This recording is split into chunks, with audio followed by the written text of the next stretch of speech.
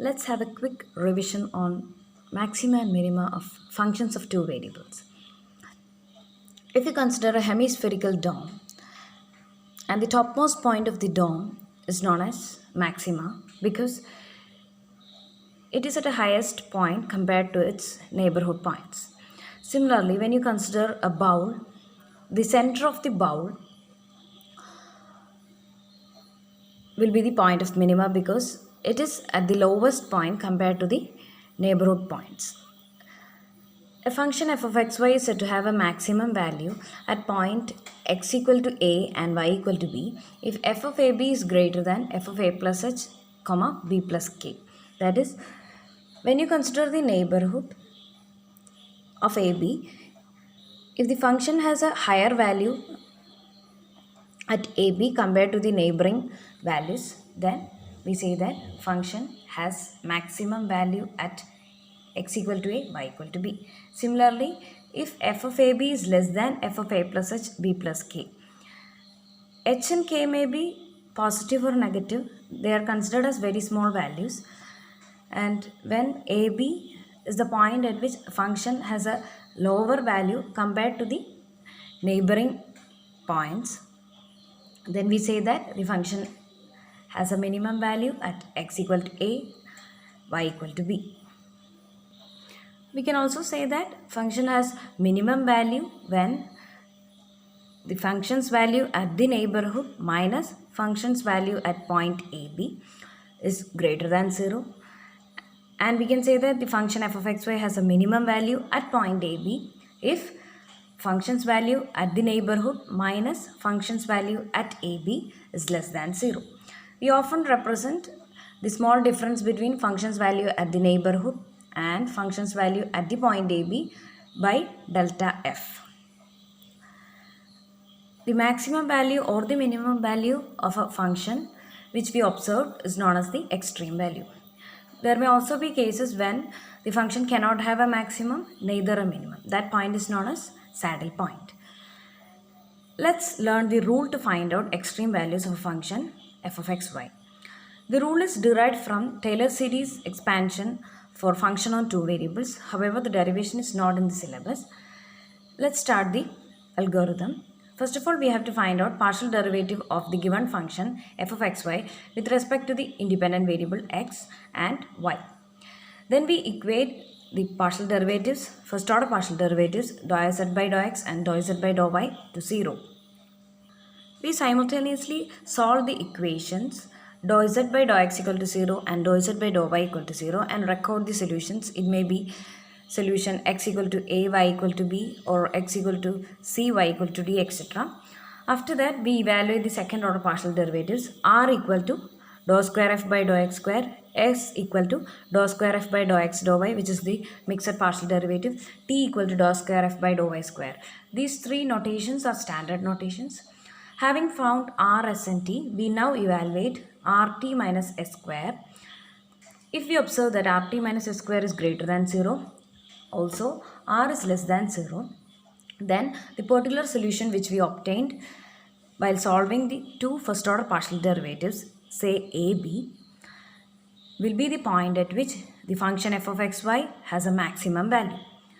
If rt minus s square is greater than 0 but r is a positive value, that is r greater than 0, for the particular solution we observed while solving the first order partial derivative simultaneously, then that point AB is the point where the function f of xy has a minimum value. If rt minus s square equals 0, then we have to adopt further investigation to tell about the function f of xy, whether it attains a maximum or minimum. Let's look at an example to understand the concept. We are given a function f of xy with x and y as independent variable. To find out whether the function has a maxima or minima, the first step will be to find out the first order partial derivatives. That is, we differentiate f of xy with respect to x, and next we differentiate f of xy with respect to y. Also, we record the expressions r, which is equal to fxx, s, which is equal to fxy, which is obtained by differentiating dou f by dou y's expression with respect to x. Also we evaluate the expression t, which is equal to fyy. Here you can see that when you differentiate fxy with respect to x, you get the answer 3x square minus 3ay. When you differentiate fxy with respect to y, you get the answer 3y square minus 3ax. We already know that when you partially differentiate with respect to y, we consider x as a constant. When you partially differentiate with respect to x, you consider y as a constant. That's why taking derivative of y cube, here it is a 0 term. Taking derivative of x cube, here it is a 0 term, which is not specifically written. To find out fxx, we differentiate the answer of fx again with respect to x. When you differentiate this term with respect to x again, you get 3 into 2 times x, which is equal to 6x. To get fyy, which is notated as t, what we have to do is differentiate fy again with respect to y. Here when you differentiate it again with respect to y, you get the answer 3 into 2 times y, which is equal to 6y. To evaluate s, which is the mixed partial derivative, what we have to do is we differentiate dou f by dou y expression again with respect to x. This is dou f by dou y. This has to be differentiated with respect to x, treating y as a constant in the differentiation. Dou f by dou y, this expression is to be differentiated again with respect to x. That is, this expression when again differentiated, we treat y as a constant. So the answer will be minus 3a.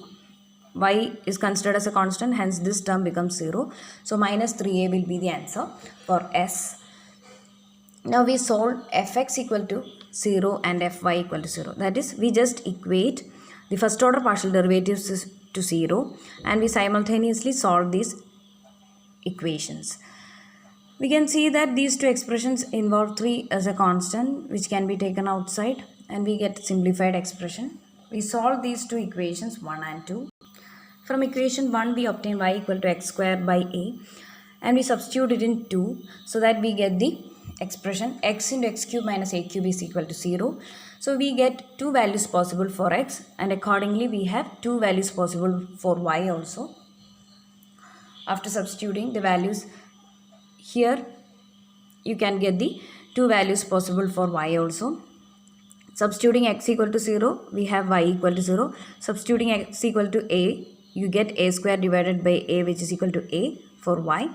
So we have found two stationary points that are 0, 0 and a.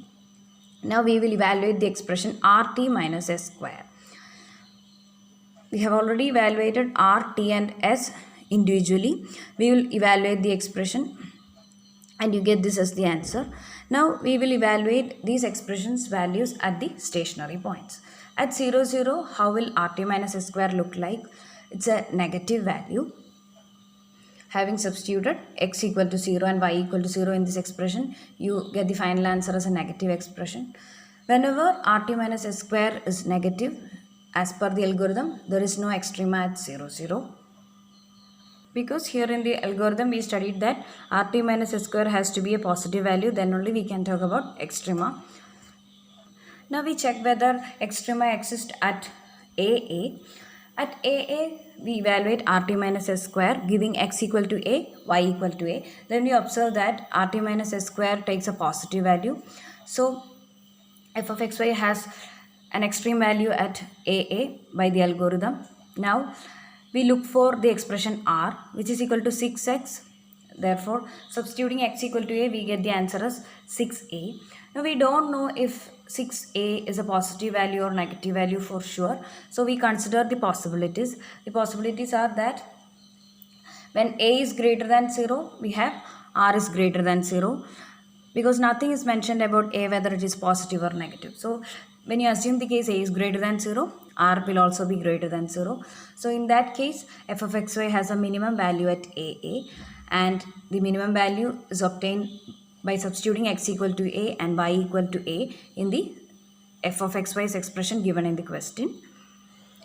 Here it is evaluated as minus a cube. If you take a is less than 0, then you have r is also a negative value. In that case, f of xy has a maximum value at the point AA, and maximum value attained by the function f of xy is obtained by substituting x equal to a and y equal to a in the expression of f of xy given in the question. Here f of a is again attaining minus aq.